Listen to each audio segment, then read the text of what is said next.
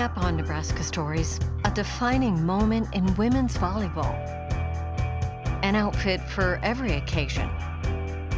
Duckpin bowling in Potter.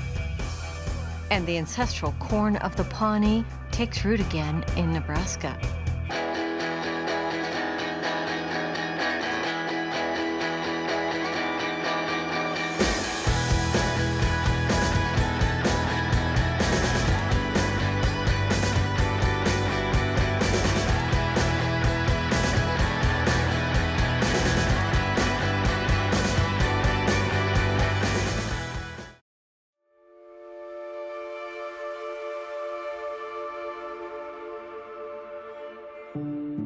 Every Nebraska volleyball season begins with a pursuit to clinch a national championship at season's end. Even though the 2023 season didn't conclude with a fairy tale ending, the journey changed the conversation, as well as the landscape of women's sports. August 30th will always be etched in time as the most unforgettable event in volleyball history.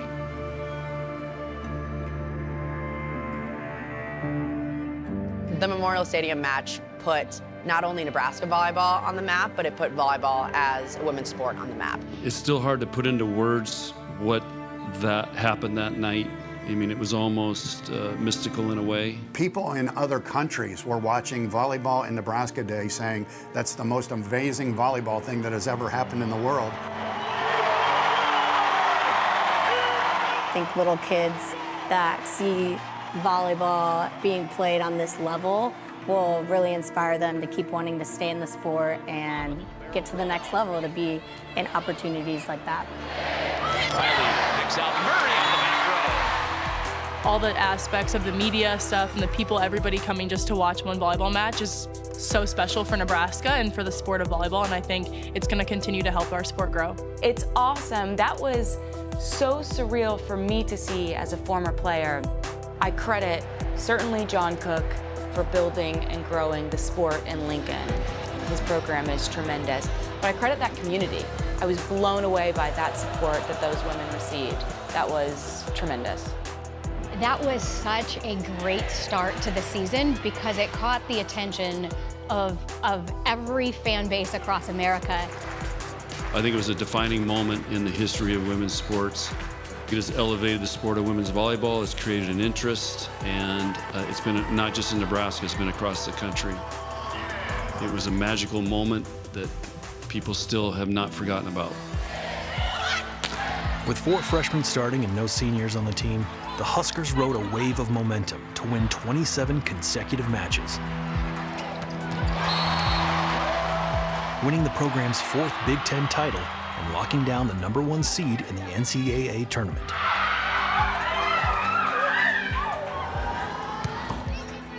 This group has really blossomed and played their best in the biggest moments. It's not anything we're doing different, it's just the belief in the relationships that they have and the trust that they have, and you know, it's a group of people all working together to try to get it done. And like Lexi told me the stadium night, you know, just try to soak it all in, Coach. So I'm just trying to soak it all in. When the Huskers advanced to the Final Four in Tampa, Florida, Husker Nation answered the call and traveled by the thousands to the Sunshine State.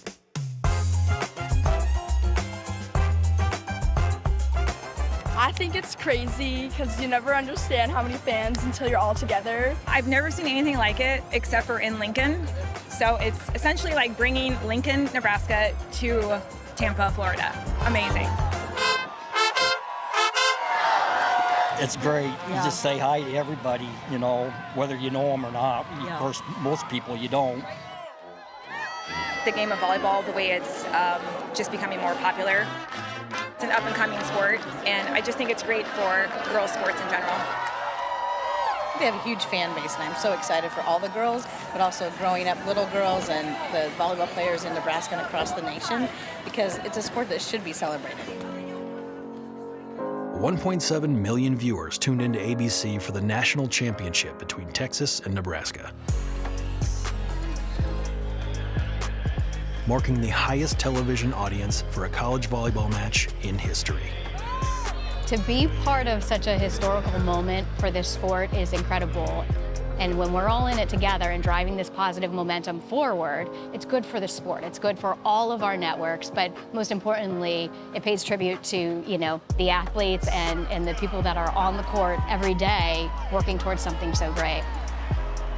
Once you get people seeing it live, they fall in love with it. I think the stadium match had major exposure to a lot of people, and I think we're seeing the fallout from that.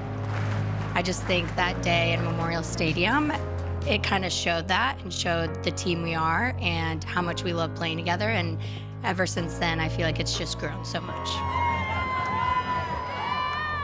The growth of the sport has been insurmountable. It's been exponential. We haven't seen something like this in a women's sport in a really long time.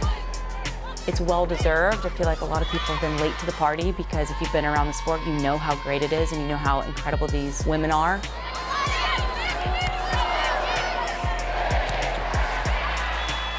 I think you'll look back to this 2023 season for Nebraska, and of course, starting the season with 92,000 fans in a football stadium to watch you play, and then to march your way through the Big Ten and only lose one time, and then make your way to a national title is pretty tremendous and speaks to, I think, the leadership of the team, the talent of the team, but definitely the staff has done right by these women.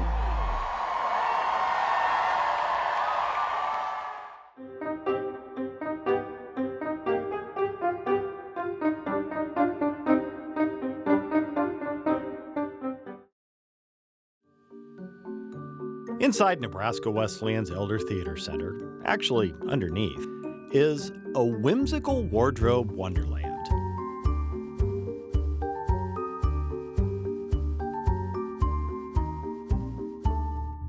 There are about 1,000 linear feet of rec space, 1,500 linear feet of shoe space. We have items from as early as maybe the 1880s, all the way through to contemporary pieces.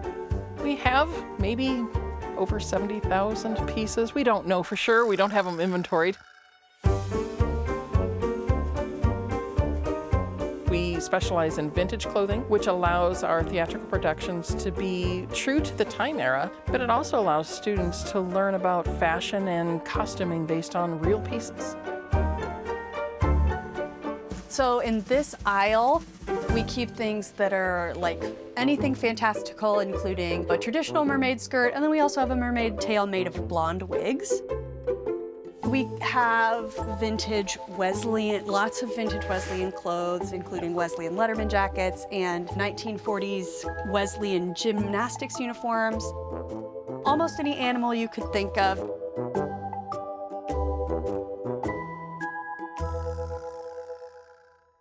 We keep very impressive clown hoop pants, lots of dance uniforms. We have a whole section for Christmas Carol, traditional carolers' costumes. We have Elvis, we have ABBA, we have a firefighter, a true firefighter uniform. We also have an astronaut. We have modern military uniforms as well as vintage. We have uniforms that go back as far as World War I. Lots of fatigues. We also have a lot more nice uniforms, dress blues, things like that. We keep men and women's uniforms of all sizes. We've got Lincoln Police Department uniforms. And then at the very end of the aisle, we've got marching band uniforms.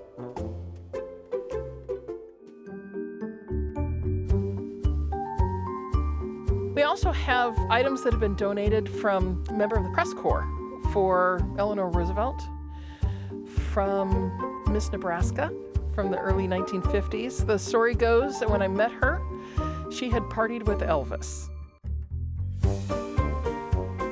Many of the items in the costume library were donated, now used in Wesleyan performances or rented to the general public or other schools to use in productions. It's billed as the largest costume library in the Great Plains. At least that's what they've heard from folks who've seen collections in other states. According to them, we have probably 10 times as much as any comparable institution in the area. Is it fun coming down here? All the time. All the time. There's always activity down here. I think it's one of the best kept secrets of Nebraska Wesleyan.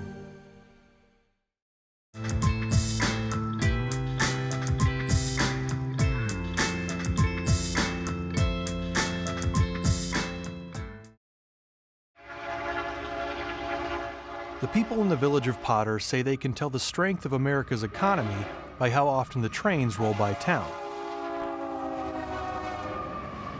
Word is that trains are running every 15 minutes, which means things are clicking along pretty good. Most of these little towns they're falling apart. Potter has actually grown a little bit, and that's because of the people that we have in town. People like Kirk N. Olson, a fourth-generation banker, whose great-grandfather opened the first bank in Potter in 1908. Kirk is also the chairman of the Potter Historical Foundation. The main goal of the foundation is to preserve and enhance the central business district. The goal is to not have one building that's boarded up. As of this minute, we don't have one building that's boarded up. The foundation was founded in 2000 when a former resident bought, restored, and then donated the Potter Sundry back to the community. He wanted to have every child in Potter have the same experience he had, be able to grow up and come down to the Sundry after school and have a tin roof sundae or soda or whatever. We have two places to eat really in this town. We have the bar or the Sundry, so if one place is closed, you kind of hope that another one is open. The town proudly promotes the Sundry as the home of the tin roof sundae. That's our story, and we're sticking to it. So, the first thing is vanilla ice cream, and then chocolate syrup, and then chocolate ice cream, and then real marshmallow on top, and peanuts on top of that.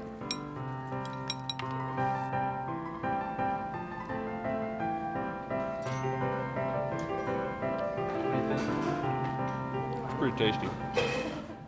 Dale may have earned the money to buy his ice cream by working as a pin setter at the Potter Duck Pin Bowling Lanes. Duck pin bowling is played with a 6-inch bowling ball that has no finger holes. There's nothing electronic about this game. Everything is done manually. I'd get a nickel a line, so that was pretty good money back then.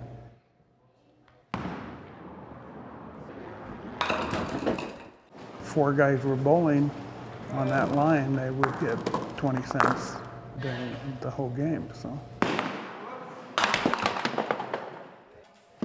I just remember some of the guys threw really hard, and the guy that ran the place would holler at them to quit throwing so hard, you're going to kill my pin setters. So. The antique bowling lanes sit on the second floor of what used to be the old hardware store. Kirk's family bought the building in 2000 and renovated it with the help of city volunteers. We wouldn't get half this stuff done without the great people in Potter and the Potter community. It's said Potter has the only duck pin bowling alley west of the Mississippi River. I remember the league nights and they had 1 or 2 nights, I think Fridays and Saturdays, league play, and this place would be overflowed. It was pretty wild around here. You could hardly, get up and down the stairs. So. Frozen in time, the team roster board still lists the leagues that played in 1951, just before the bowling alley was closed. Today, the bowling lanes are rented out for parties, $25 an hour, and it's pretty much run on the honor system. We've asked that when you rent this, that you leave it in the same condition that you found it, and so far we've had pretty good luck with that.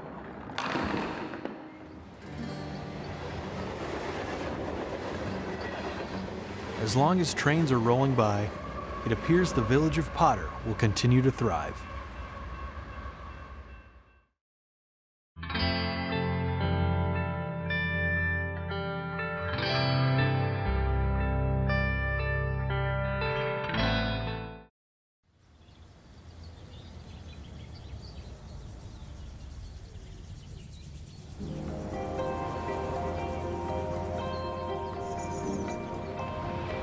My mom said there wasn't a straight spoon in the house when I was a little girl, that I'd be outside digging all the time.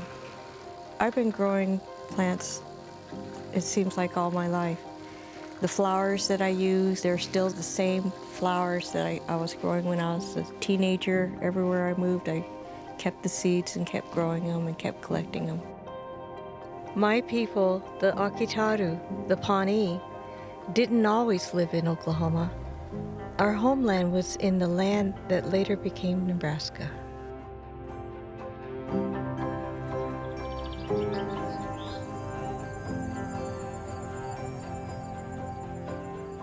My great-great-grandparents couldn't take much, but they took their sacred corn. We held on to that corn from that walk all the way from Nebraska down to Oklahoma, a really difficult, challenging time where many of our people were lost. But some of us still held those seeds. Then it's just a really beautiful thing to me that decades later, we found a way for those seeds to still germinate, even if they were down to like a handful of seeds.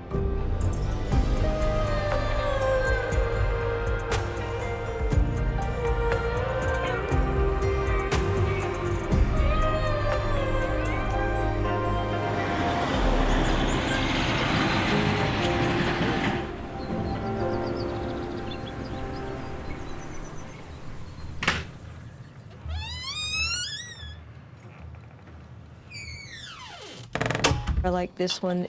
We called it the Knife Chief corn because we thought Dennis Knife Chief had cross-pollinated corn or something, but he came up with this striped corn, this red and white striped.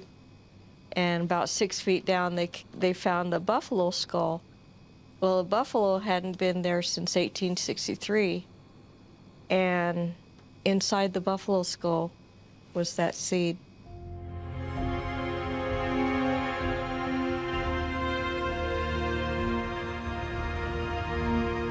The corn didn't reach its full potential in Oklahoma. The Oklahoma soil weakened the seed.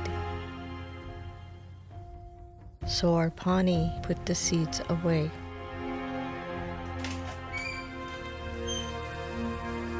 One of the first questions I asked is, hey, where's our corn? I mean, that's what we're known for.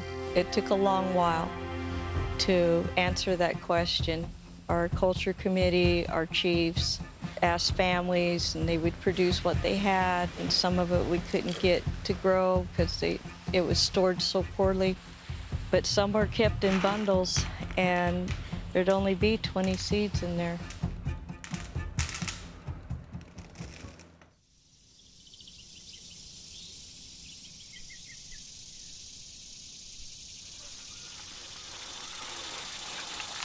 One day, I got an unexpected call from Nebraska. That gave me hope that we could grow our corn again in our homelands. I worked at the Archway in Kearney over I-80 that teaches a lot of history about the trails and transportation. And I had natives telling me, you really need to teach more about the 1,000 years before that. So that's how I met Deb Eckelhock. I wanted to start a program about the Pawnee because we're in the homeland here in central Nebraska. So wanted to have gardening as part of that because I grew up on a corn farm and I've always gardened.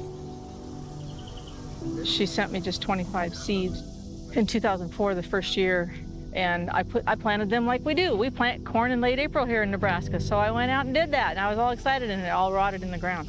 It was too early and too cold. So the next year, she sent 25 kernels. She said, I have 25 left. This is it. I can't part with the last 25. We have to be able to show our children what it looked like once. Ronnie O'Brien, she's my little corn sister. In fact, we gave her name in Pawnee. Yeah, I think she cried for days when that happened.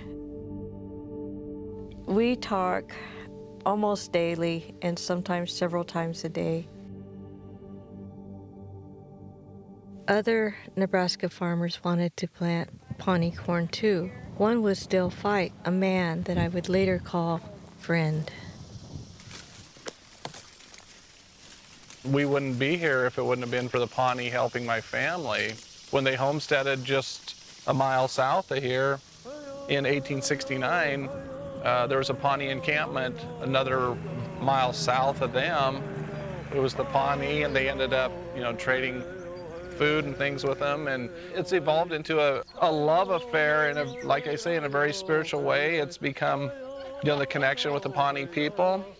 They are truly family. This is a manicuring of a precious resource from a historical and spiritual base that is teaching us how we need to be in the future.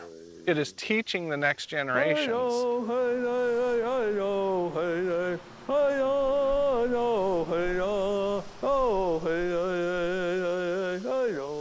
To see and to hear Dale, when his great-grandparent, homesteaded this place, and how the Pawnees helped them through that winter. They felt they owed something to them Pawnees. It's pretty awesome that he still feels that way. I mean, that was a long, long time ago, and things die off, but that's still in his heart, in his family's heart,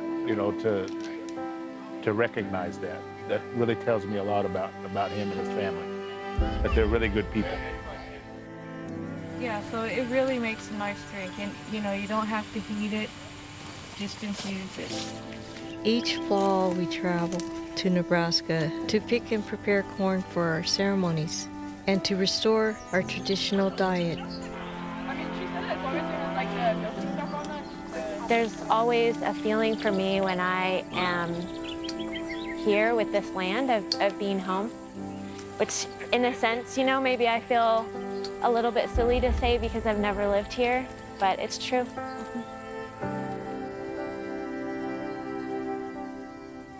I love to remind Nebraskans that we were the first corn huskers. We're smiling more than we have in a long time. There's a little bit of teaching that goes into almost everything that we're doing. Yeah, it's been beautiful to see it all play out into a camp setting. So this year we're processing eagle corn. We've been working towards this moment for a long time to be able to serve eagle corn to the people at our dances, at our spring ceremonies, where everybody could try it, everybody could know what it tastes like. I like the eagle corn to taste, because when we shell it, we get the whole thing. We're careful about how we take the kernels off the cob. But when you cook it, we'll blanch, roast it, and then take it off the cob. But then when you cook it, it turns like super round, and it just kind of pops in your mouth. And to me, it's got this really incredible nut-like taste. That's definitely my favorite. And we like it when it looks like an eagle with its wings spread out. It's fun to find that design in there and a lot of other designs. It's just like an art show every day, looking at all the different varieties. Lots of prayers have gone into this corn in all phases of production, and anytime you pray brings out the healing properties of plants. We've been putting wrong foods in our bodies, so if we get back to a food that our DNA, our bodies recognize, then, hey, we're gonna have healthier people. We use corn, as most tribes do, in every celebration there is, powwows, ceremonies, and there's just so much reverence to it. When we were on the verge of extinction, it was just a miracle that we found some of our corn. I mean, what an adventure it has been. Mother corn is very, very, very sacred. To have something that was passed down generation to generation to generation, and we're still able to consume it, to taste it. It touches the soul. To realize, our grandmas, great-grandmas took care of this enough to supply us.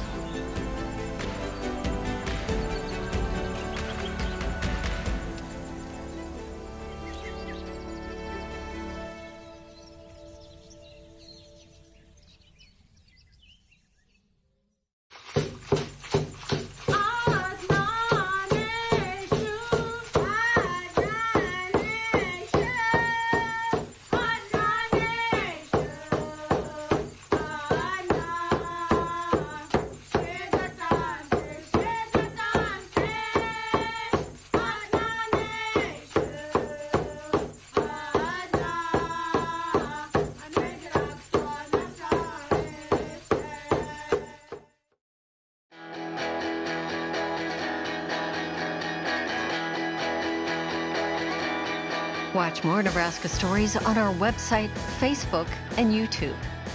Nebraska Stories is funded in part by the Margaret and Martha Thomas Foundation and the Bill Harris and Mary Sue Hormel Harris Fund for the presentation of cultural programming.